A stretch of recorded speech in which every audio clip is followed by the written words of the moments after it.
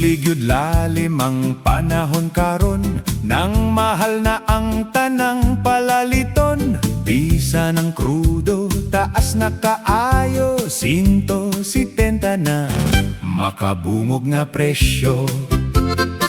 Tungod sa gubot sa Israel, USA ug Iran, kitang mga Pinoy nadamay gyud in taon.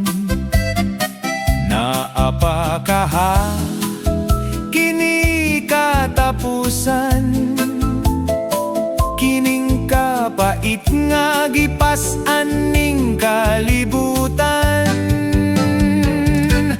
Isig pa ning kamot na lang gyud ta karon.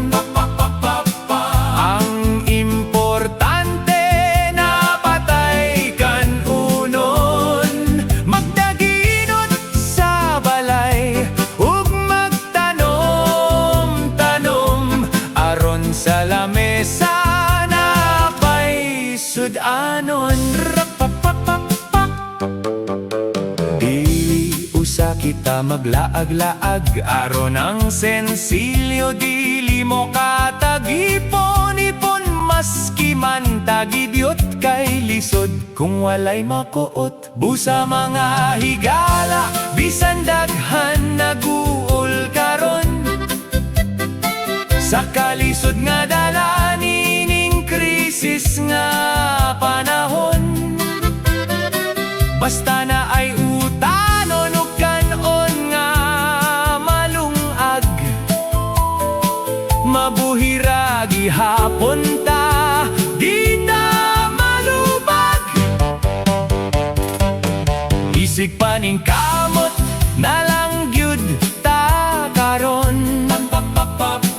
Ang importante na patay kan unon, magdaginot sa balay ug magtanom-tanom, aron sa lamesa na pay sudanon.